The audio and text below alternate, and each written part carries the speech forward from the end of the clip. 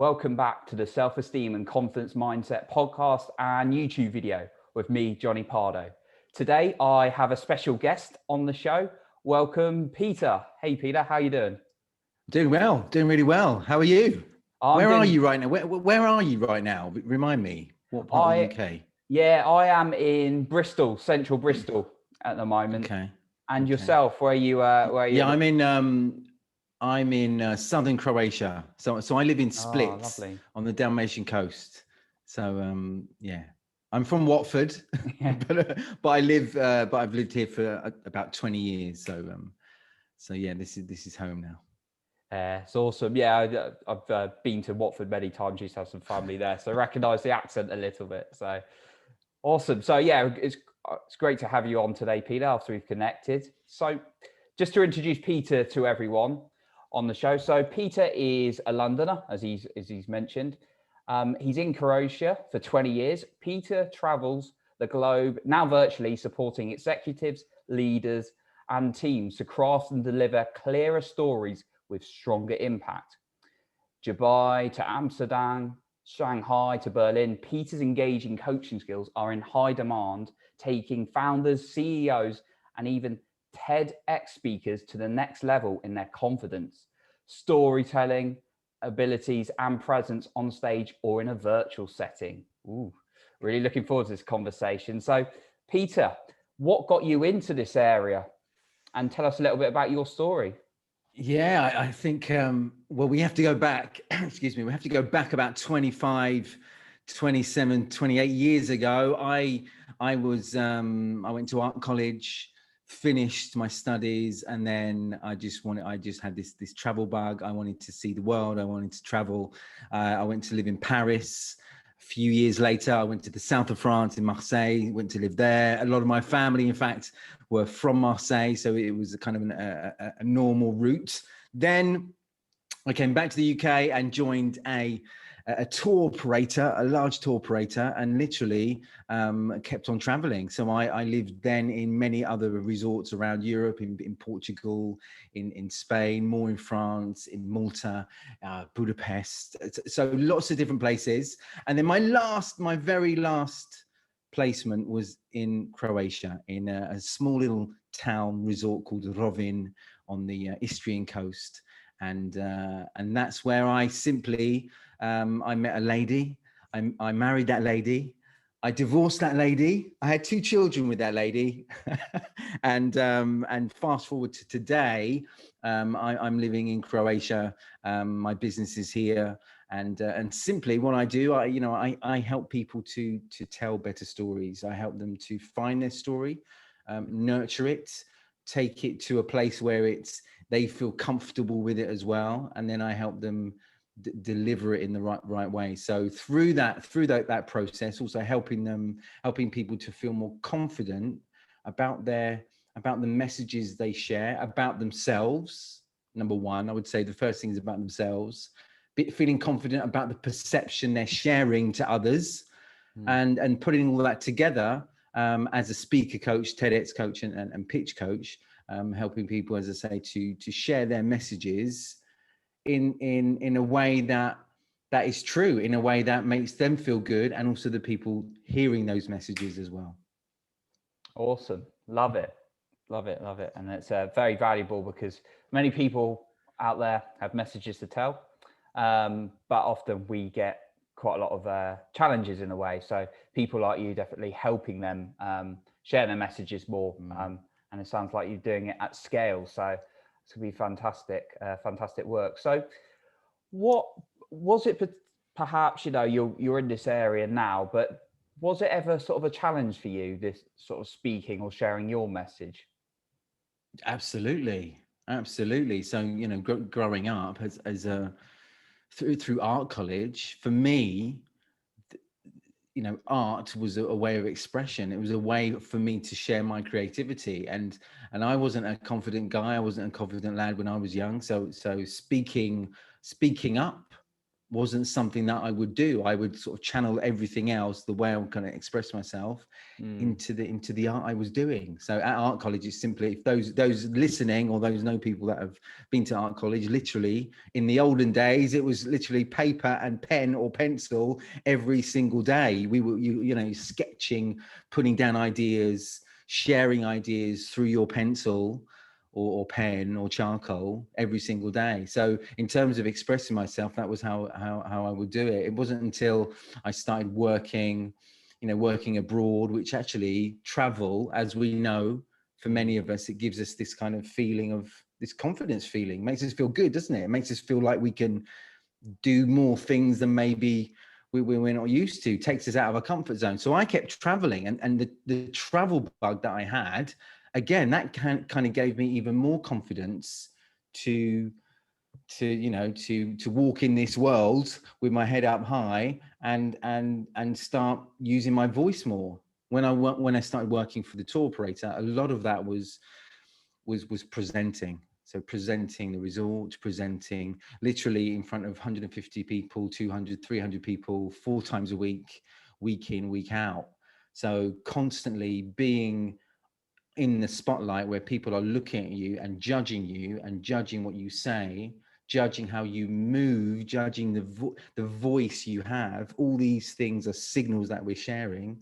And so the more I did it, and the more I kind of got better at it, or I was hitting some level of success, this was like kind of confirmation to myself, evidence that, hey, I'm actually doing well here.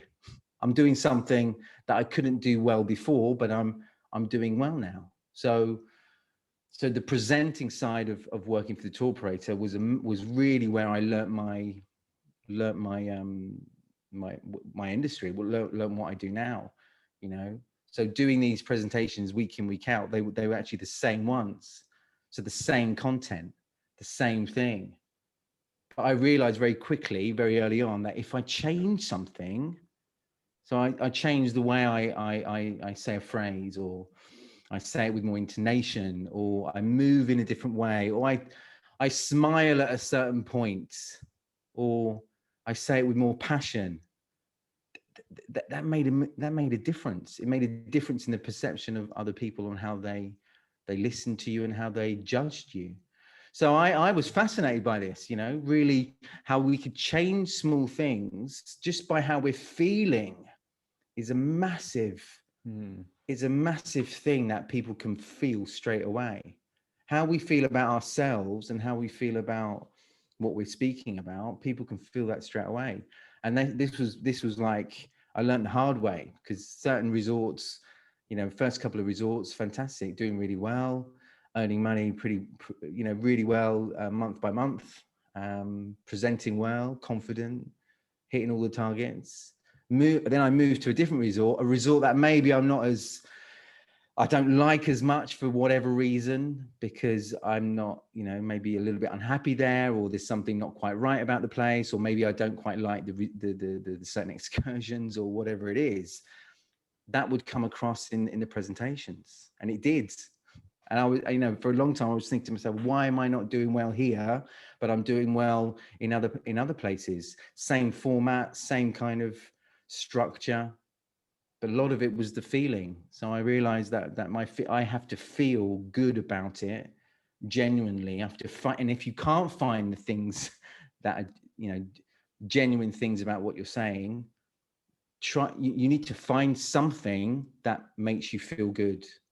If you can find something that makes you feel good, people will feel that, people will see that, they can hear it in your voice, they can see it in your movement. So back to the question, back to the answer, really. The presenting in front of 200, 300 people week in, week out, and fascinated by the small things you can change, and you can do it very well and easily. It's not really difficult to do. Just a little bit of thought, a little bit of awareness can make all the difference. Absolutely. No, I love the sounds like there's a bit of like curiosity and interest when you started actually doing it, because I guess what you're saying is when you starting, yes, it was a little bit scary, or maybe very scary, actually trying to do that and present in front of people.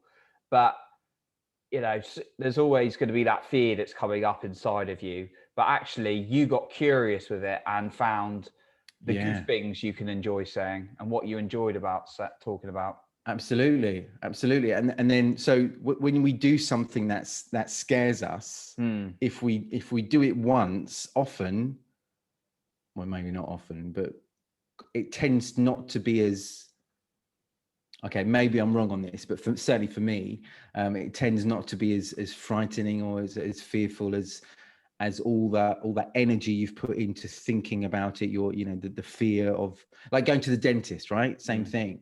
Thinking about the dentist, thinking about the drill, thinking about how you felt when you were a kid. But in fact, when you go there, it's not as bad as it seems. And once you do it, it's almost like evidence that tells you, affirmation that tells you, actually, it's okay. And so this was a big thing for me, like in front of lots of people, presenting. People were actually buying from me. People liked what I was saying, occasionally made them laugh. So all of this was like, every single time, it was like something, it was like a kind of a tick, like, wow, yeah, Peter, you can do it. And so, and so I think throughout my career, this has been something that I've used, or I've tend to think about each time I kind of step out of a comfort zone, or try to reach something that I've never done before. So emceeing, so presenting as a host at large conferences, tech conferences, global conferences around the world. I started off at a few small events here in Croatia, and then slightly bigger ones, and then I had this idea of doing it abroad. So I did my first one in Berlin. That went really well. I had kind of videos of me on stage, photographs of me on stage doing it pretty well. And so this was all kind of evidence that when I looked at it, it kind of told me, yeah, actually, I'm okay. Why can't I've done this? Why can't I do more? And so I then told myself I could do more. Why not do bigger events?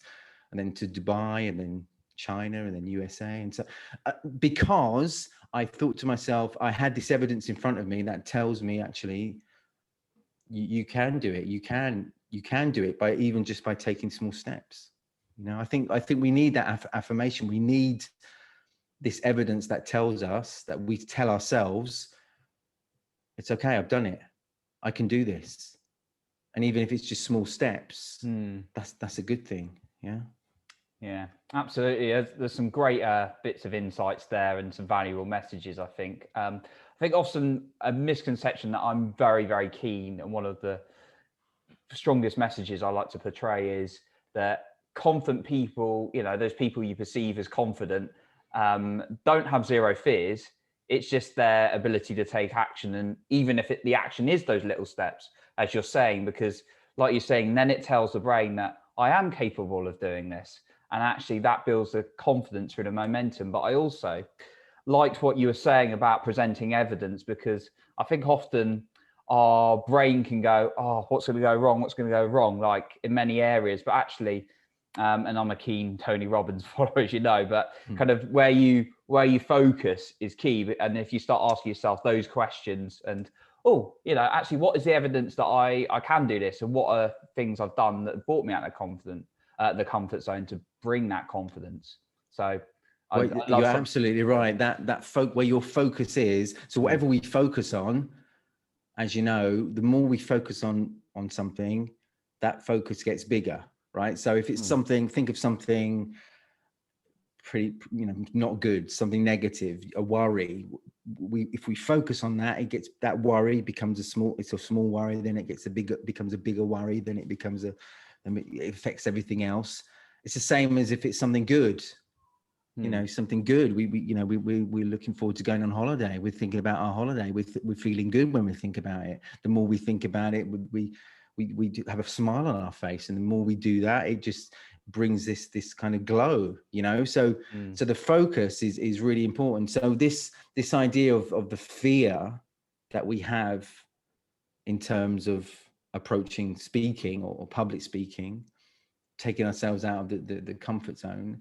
The focus is often, isn't it? The focus is often on ourselves. We're focusing on what people think of us. We're focusing on, will we look stupid? Will we sound like an idiot? Will our reputation be tarnished? Will people think less of me? Will I still belong to this tribe, or belong to this group of people that I want to stay with, So instead of focusing on that, we can, if we, for example, focus on the value, what are we going to share? How are we going to make people feel after this exchange, right? So what do we want people to feel? What do we want them to walk away with? Often it's actually sort of showing them a possibility, right? Showing them the status quo, how things are right now, how the landscape is right now, and then showing them there's a possibility to something better, or something different, or something more curious, or something that's going to make their life better, whatever it is, or just thinking differently in a positive way. So you're showing them possibility and also the pathway to get there. So if you focus on those things, possibility, pathway, and value, maybe not all three, or just one of them, you'll be okay. All three, even better. But if you focus on that rather than on the perception, and remember, it's only perception of what other people think of you. And that's often, you'll know more about this than me, but it's often a reflection of how we see ourselves. That story in our head of us is often reflected out, and we kind of feel that others see that same story. So if that story is good, if that story is positive, if that story is, okay, I'm not great, but I'm trying my best. I'm not perfect, but I'm doing pretty well. I've got a good message to share. This is an opportunity. I'm going to share some value, show a possibility, and show them how to get to that possibility. That's the story in my head. People are going to feel that. If I think of myself as, okay, well, I may not, I'm not a confident speaker, and what will people think of me? People might think I'm a fool. All those things I mentioned earlier on. Then the likelihood of that happening, you're closer to that likelihood than the other possibility. So yeah, this story that these affirmations, this evidence, what we focus on is so important. And I know, and we all know this, it's so difficult. It's so easy to say that, okay, focus on something good, focus on being happy, it's so easy to say that. For me, I don't know about you, maybe you can share how you do it, but for me, I kind of focus on the small things. Like one of your recent posts, Johnny, was about taking action, right? Just doing something, just keep on moving. Keep moving. And when you keep moving, something happens. If you stop, nothing happens. You just think. During the lockdowns. Absolutely. Lots of people stopped, didn't they? In their brains, they kind of stopped and worried. But other people were they kept on, although they were in lockdown physically, in their brains, they were still moving. They were connecting with people on social media. They were doing stuff. They were learning stuff. They were, I don't know, things were happening, even though lockdown kept us physically in the same place. So movement and moving small steps, that's what I do to keep things going and try to sort of navigate through stuff that doesn't make me feel good. And also this evidence, looking back. So again, I just look back and think of the events, the workshops, the stages that I've stood on, and when it's all gone well. Sometimes that may mean just looking at my website, or looking at social media, my own feed, and just looking at those pictures, and that kind of, it was almost affirmation that that I'm okay. I'm doing well. I can do this. And sometimes we need to do that. Sometimes I think we do need to just, okay, when we're not feeling great about ourselves, not feeling great about how we're going to tackle something, maybe look back at the things we have done and see that we're actually, we can handle it. Johnny, how do you handle things? Yeah, of course. So love what you're saying, because it totally resonates with lots of things I do myself, but also give to quite a lot of my coaching clients. And my clients can vary from someone who's perhaps been in that career and they're struggling for confidence, or perhaps an entrepreneur and they've got this imposter syndrome or self-doubt that's creeping in. Now, I believe strongly that every day you need to basically train your brain to think positive about yourself. And one of the practices that came to mind when you were just talking there is, like you were saying, going back for your social media and writing down. Now, what I have people do often is just start with 5 minutes a day, and they're not allowed to leave, their pen's not allowed to leave the paper, and it's writing down everything they can think of that they've achieved that day or in the past. And it doesn't matter how small it is. Now, it can be quite challenging at first, but what that does, it gets in the habit of that focus rather than like, oh, I've messed this up, I messed that out. It's getting into that habit.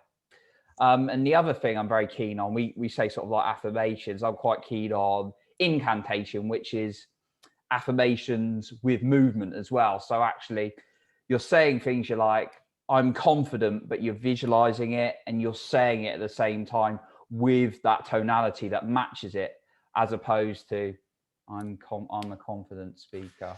So, you're it's more like repetition is key, as you were saying, affirmation over and over again. And that's something I'm very keen on.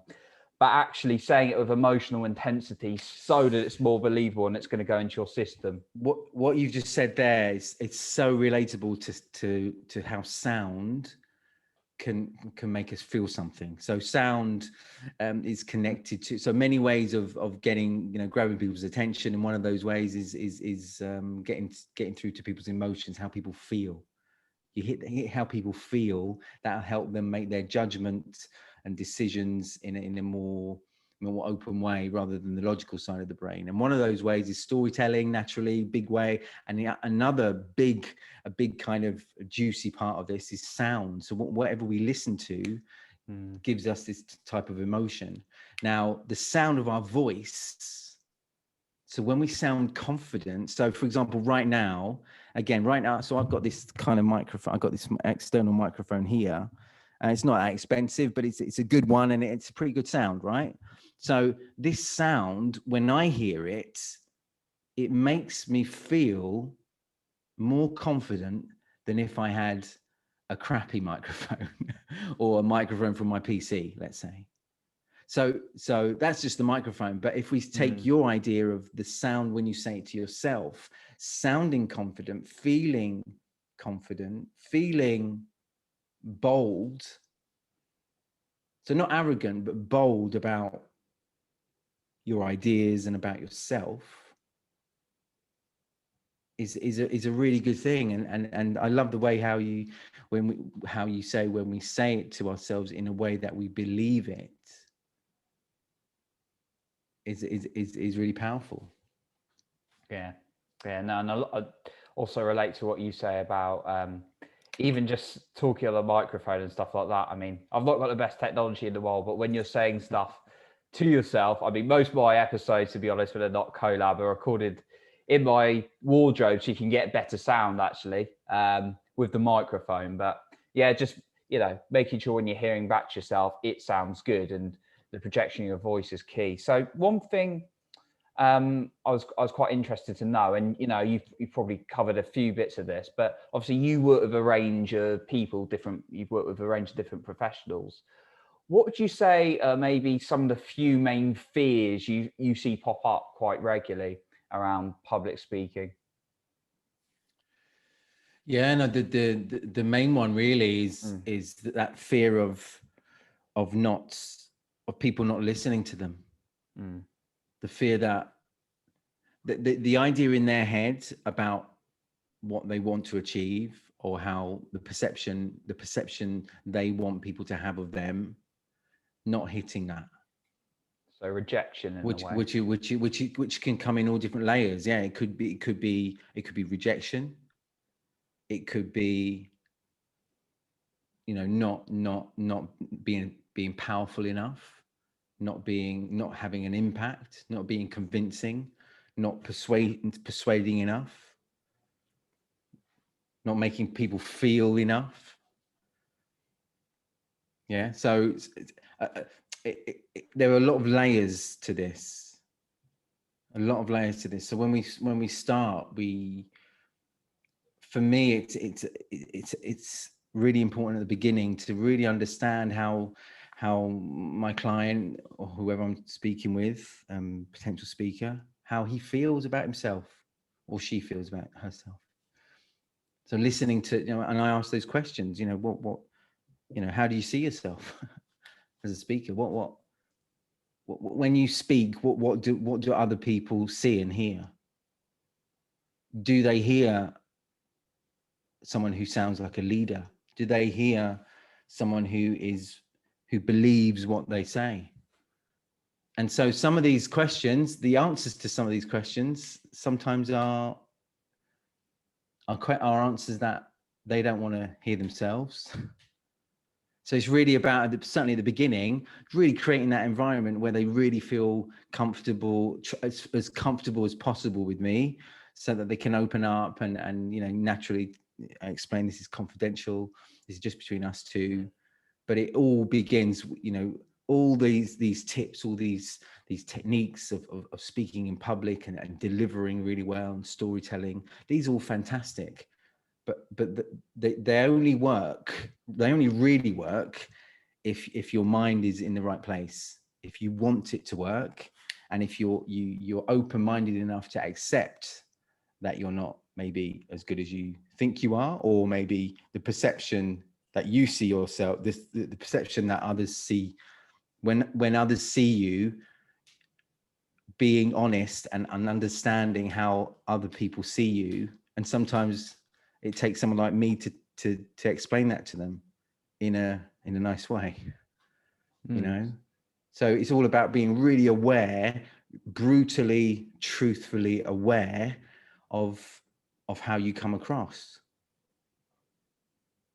So for a lot of clients that never even heard themselves speak before, or heard a recording, listening to themselves back, a video of themselves, or their voice, and their perception of themselves is sometimes, often, not the same perception as many others. So it's about finding, being really aware of yourself, how they show up, how they sound, how they move, the signals they share, and the consequences of those signals. Or maybe not the consequences, that's negative, but the results of those signals.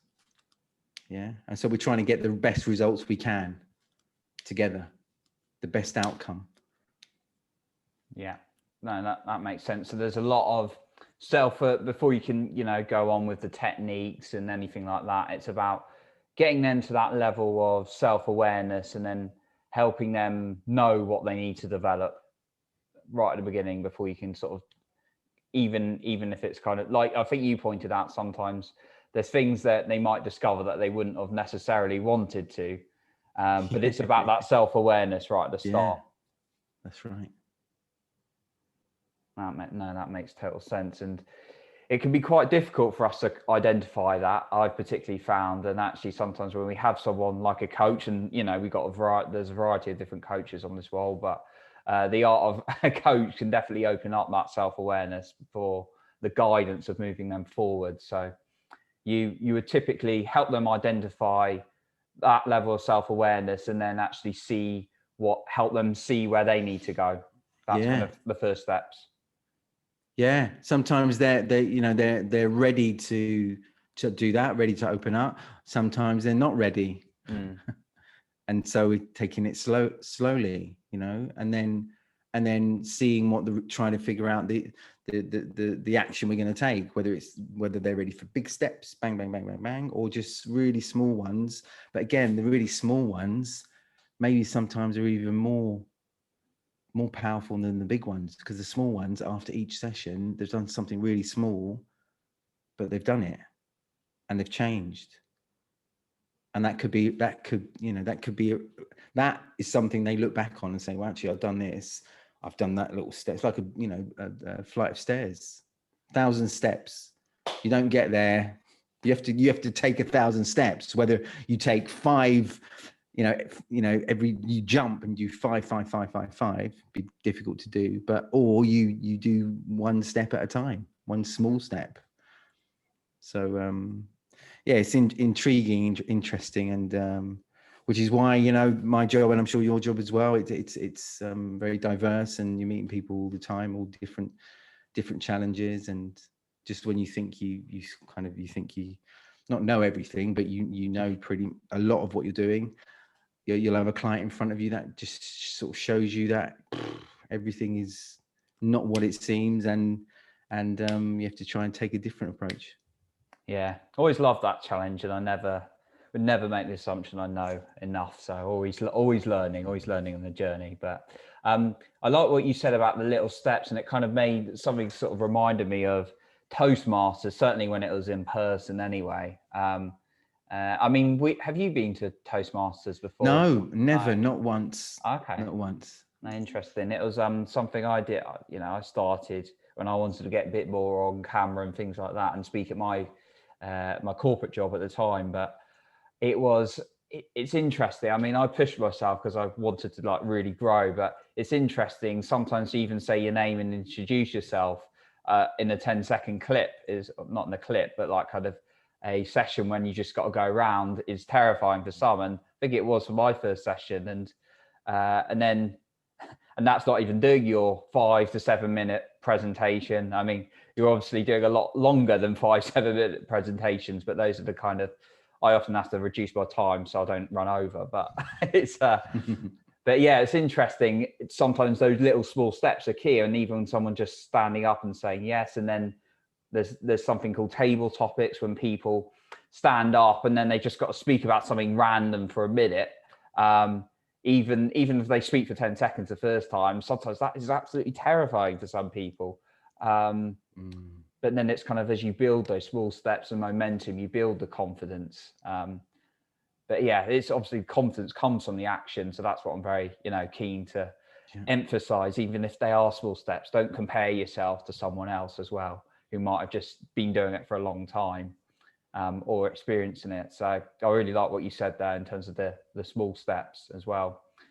What advice would you give to someone if it's kind of linking to what I just talked about, but what advice would you give to someone who's, they've got to do perhaps a speech for the first time, maybe it's just, or a small update in a meeting, and they're absolutely, terrified. What are kind of some of the main tips be for them? Yeah, no. The first thing we would talk about again. I'd ask them. So, what is it that's causing this fear? What is it? And really be honest with me. And then they tell me. And then based on that, we work out a plan. But again, one of the other things is to remember that the judgment that you feel other people have of you is far greater in your head than reality. People really don't care as much as you.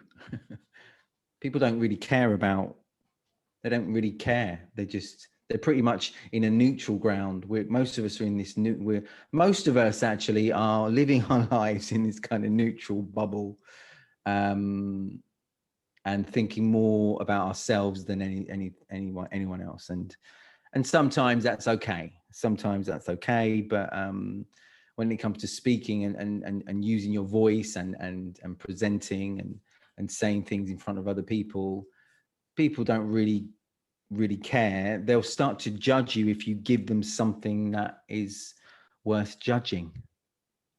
Yeah. If that makes sense. If you give them something, if you are really bad, if you really have your voice is squeaky and you just your everything you say that comes out of your mouth is doesn't make sense at all, people will judge you negatively on that.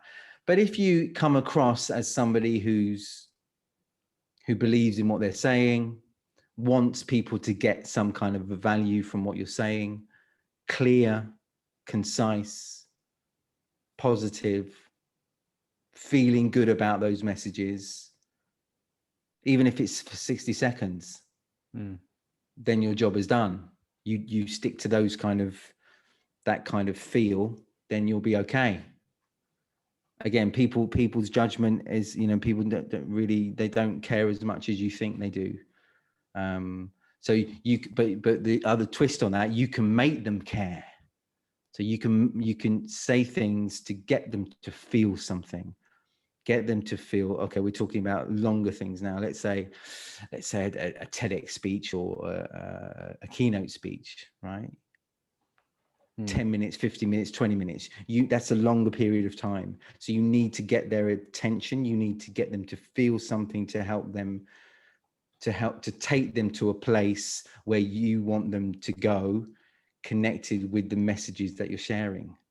So this is where kind of like storytelling comes in, and saying things that are that make them feel something, right?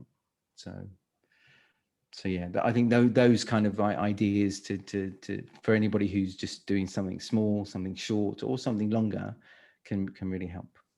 Yeah, I think those are definitely relatable for different levels as well. Whether you're kind of like a new entrepreneur and you feel like you need to start doing videos, and social media is quite dominated by videos. So I personally believe it's quite good to work on it a little bit, because that's kind of the way the world's going a little bit. Yeah. So video, absolutely, video, getting your messages out there. But again, it's the message, it's the value of the message. It's what you're sharing. It's that value that you're showing them a possibility and the pathway to that possibility.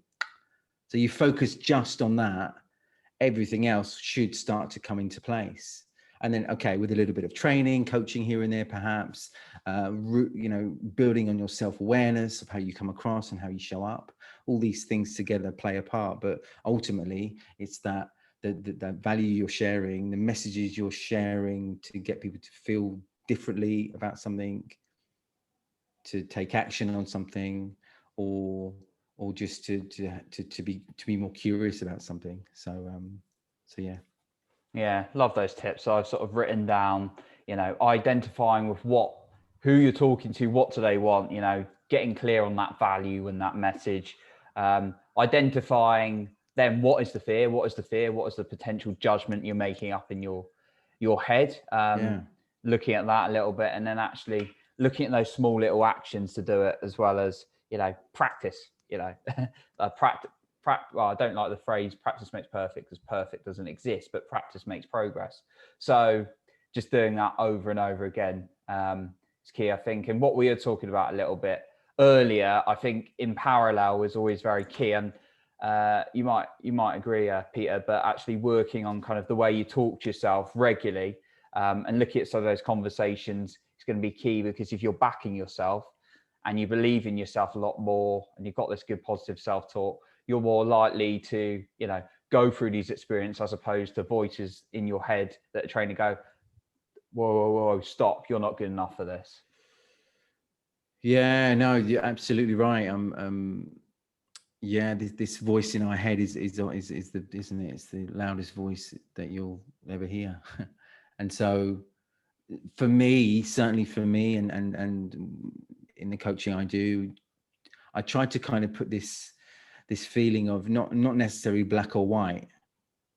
Not necessarily, definitely you'll be able to do this, or, I'm really crap at this, but kind of, it could be like this. What if it could be like this? Perhaps it's like this, or perhaps, there's no reason why you can't do this. There's nothing to stop you. What is really stopping you to becoming a stronger speaker? So that phrase there, what is stopping you to become a stronger speaker? That doesn't mean you're going to become Tony Robbins, or you're going to become a fantastic wicked speaker. It's not about that. It's about getting better and becoming stronger and more powerful and more confident in yourself. And there isn't anything to stop you. That's the beauty of all this. Okay, there are things in our heads that tell us, but these are they're often just perceptions and things we've been, habits from the past, things that we've been told, things that we experienced, things that we see in other people, and we think that's us. And this idea, you mentioned it very briefly earlier on, but the idea of comparison, when we compare ourselves and constantly we're comparing ourselves far too much with social media. It's out of control how people are comparing themselves. And I'm not just talking about the Instagram images of beauty and looking good, but also, let's say, LinkedIn, when people are doing really well or have the impression that they're doing really well because they post lots of things about their company and they're doing this and that and lots of money and lots of contracts and whatever.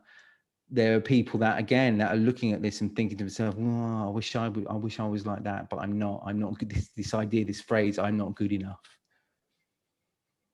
I'm not good enough. I mean, this phrase is just, we have to get away from that, get away from telling ourselves we're not good enough, because good enough for who? Good enough for we're good enough for ourselves. And we just focus on ourselves. And again, all these phrases that I'm saying, it's so easy to say, right? But it's so true. And the more once you start having a little bit of success with this, it can take you on this nice journey. When I started, when I started as a coach, starting helping people to speak better. And then I officially, in my title, a speaker coach. This was years ago. And I'd only had a couple of clients, a handful of clients, but I felt I was good. People told me I was good. The clients I worked with, they were happy, more or less. Some were really happy. Some were kind of happy. So, I enjoyed it and I felt I was good at it. But I would often compare myself. I would think to myself, I would see other people on social media, for example, or on videos on YouTube, for example, and think to myself, I'm not like these guys. I kind of want to be like these guys, wrongly. And that, then put that aside, started working more clients, remembering what they said to me, how they, the feedback they gave me, sometimes occasionally not great feedback. And that's good as well. Being honest with that, being honest with what you hear, honest with what you hear from people. Sometimes it's valid, sometimes it's not. And again, you have to kind of navigate through that. And as you get older, as well, as you get older and more experience, we take it all in, but we don't have to actually listen to some of it, because we know in our guts that, that's not true. Yeah, definitely. So yeah, compare. Yeah, sorry. No, sorry. I think I was just going to say on that point was, there's definitely a difference between, and this is key to say, there's definitely a difference between constructive criticism, someone, giving you some feedback where, they're saying you where it could have been better. And then there's, just unfortunately on the internet these days, in general, there's just attacks sometimes. And, the more you grow, it's more likely people are going to attack you, but it's how we pay attention to it. I mean, I've had the odd comment on YouTube saying, I hate you and your podcast, but it doesn't impact me, not that much, but it doesn't impact me. I hate you and your podcast. Yeah, just because, but the way I talk to myself, it's just like, that's an interesting comment. Whilst me 5 years ago, a bit longer, might have been, oh my God, I'm hopeless. That is me. So yeah, I like what you're saying about, we can choose to take on board some, and it can help us grow, and the feedback, but the fact you are really, really paying attention to. Yeah. There's also one other big thing as well to remember. Everybody has the right not to like you, right? Yeah. So everybody has the right. Now we have this conversation now on your podcast. People have the right to think that people have the right to hate you and me and not like your podcast, right? And that's okay. That they have the right. They don't necessarily have to say it to us, but they have the right to feel that way if they feel that way, and that's okay. So again, that's actually a good thing to have that always at the back of your mind. So I always say to myself, I always know that I'm not going to please everyone, and some people are not going to like me. Let's say I'm hosting a large tech conference, 1,000 people on a stage, 3 days, big tech conference in Dubai. I know that there will be people that watch me either on TV, online or at the venue, that are just not going to feel it, not going to like me, not going to appreciate what I'm doing, not appreciate the value that I'm trying to share. And that's okay. So if those people stand up, if somebody stands up and walks out, that's okay. If everybody gets up and walks out, then you're doing something wrong. But if it's just one or two, or you see in the audience somebody, crossing their arms, or they're giving you perhaps signals that potentially could be them sort of showing through their body language that they're not listening or not with you, then it's okay.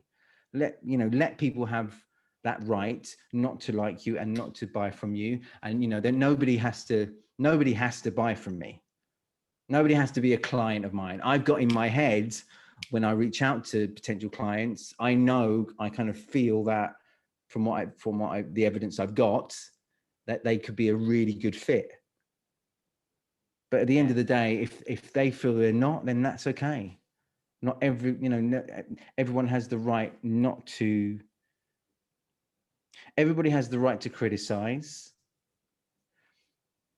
Nobody has the right to take that criticism take it over and beyond into something which is, hurtful and malicious, malicious and abusive. But people have the right to share their opinion if they want to, because we can't stop that.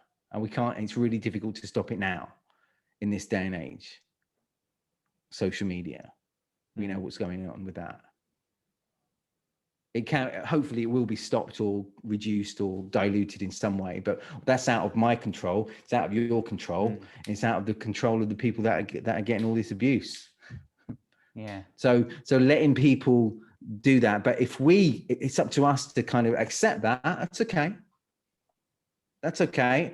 Like on these large stages, I'm on the stage, I'm on the spotlight, people see me and they can be passive. They can give their opinion and they can be passive, like football players, right? I'm not a football player, but football players, if you're a professional football player, you're in the public eye, you're on TV, you earn a lot of money. There's going to be people that don't like you because you earn a lot of money and because you play for a different team than their team, and that's okay.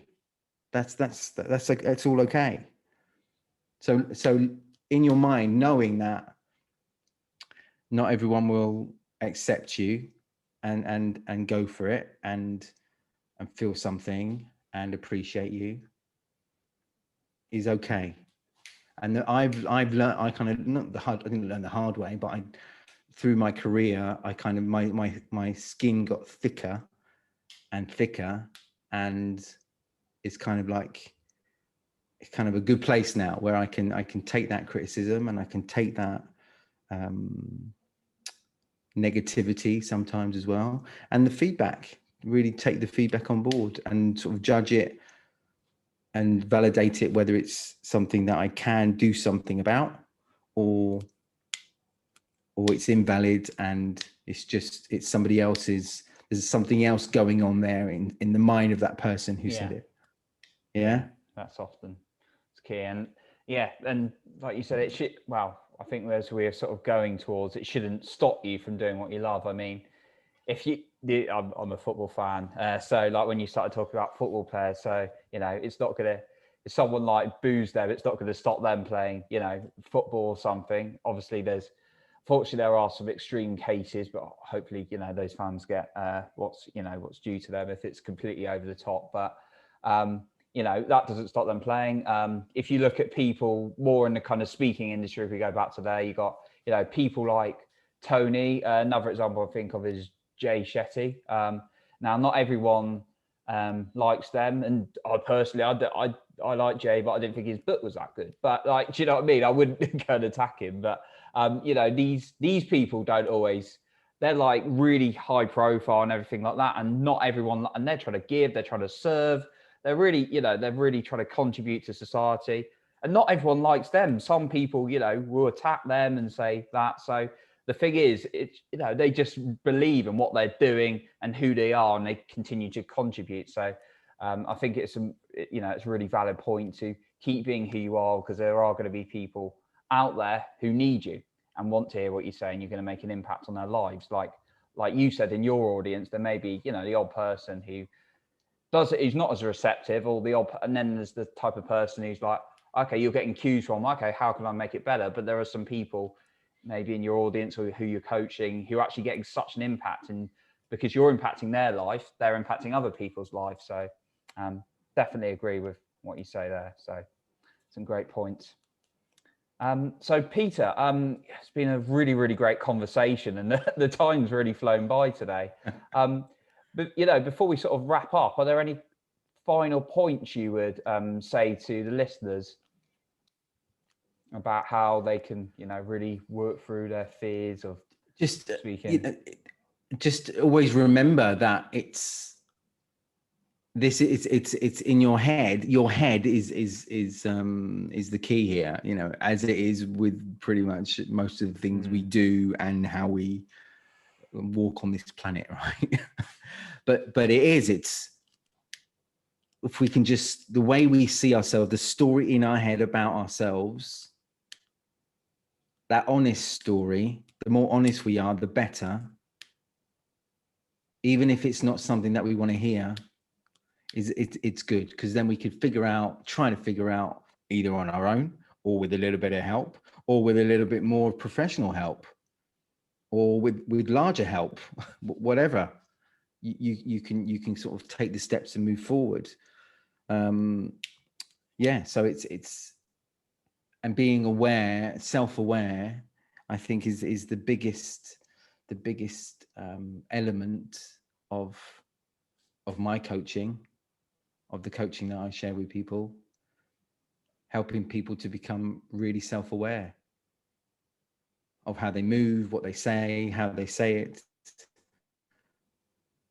the voice, their movement. So right now, a lot of what I'm doing right now, 80% of what I'm doing right now is helping people get really good at this, really good at Zoom calls, at virtual exchanges, presentations, speaking at meetings, 2D, so that people can create this chemistry with you and connection, better connection with you when they see you and hear you, and they can feel some kind of emotional connection with you, which is really difficult because a lot of people are not showing that. But the more we're aware of this frame and the movement and everything in it, and the signals that we're sharing, we can share signals to help people get closer to a perception that we want.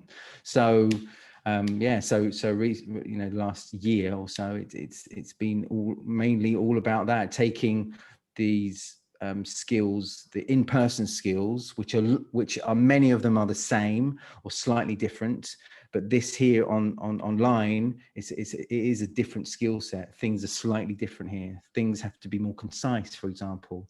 Things have to be, this frame here, I have to be really aware of the frame that I'm in.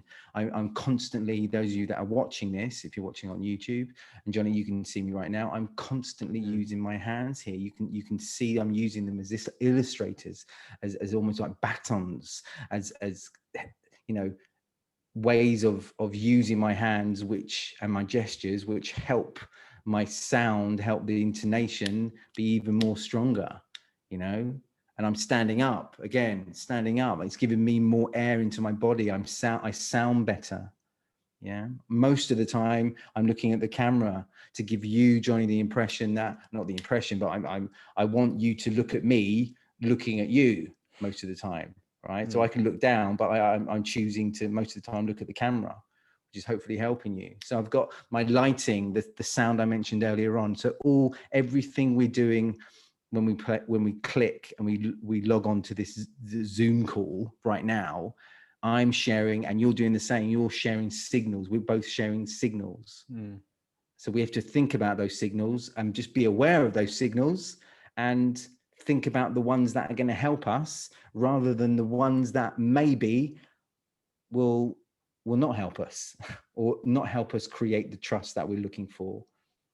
Yeah, and that connection. So a lot of it is what I'm doing right now, this training to help people and teams feel really good and comfortable in this strange thing called Zoomland. Yeah. And that's a great point to end, a fantastic point to end on, because I think the way we move our body is we can significantly change our state depending how consistent we do on the way we use our body. So and again, like some people will be listening to this, but so you're watching on YouTube, like if I sit up more, if I'm more upright, and I walk like this, I'm going to feel completely different and communicate different signals to other people as well, but feel good within myself, as opposed if I'm, really slouching down. So yeah, and that's a fantastic point I think you ended on how you kind of use your signals and how the body can affect how you feel and communicate to other people. So yeah, very, very good, and a good skill to look at, even if you're doing little bits each day and doing that, getting back to that self-awareness again. So thank you for ending on that. That's and it's been really, really great chatting, Pete. I'm so glad we actually got some time in. I know we've been talking for a while, so appreciate you coming on and sharing so much value. It's been great. It's really good to talk to somebody who is, so we're different in different fields, but a lot of what we're doing is similar.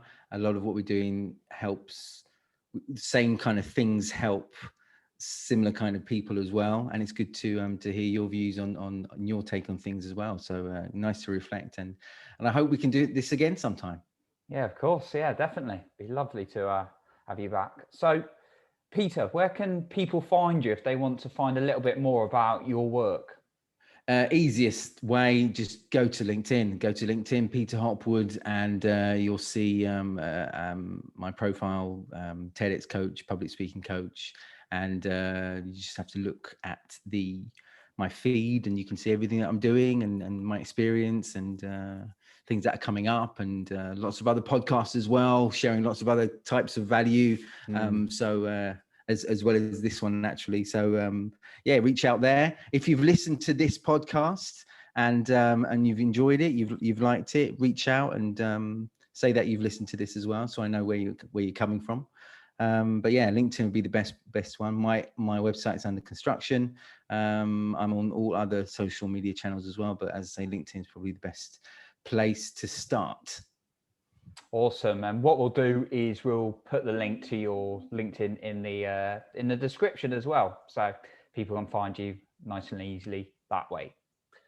Awesome. So thanks so much, Peter, again, and you've given some great value today. So we'll wrap it up there, and thank you for listening today, and I'll speak to you in the next episode.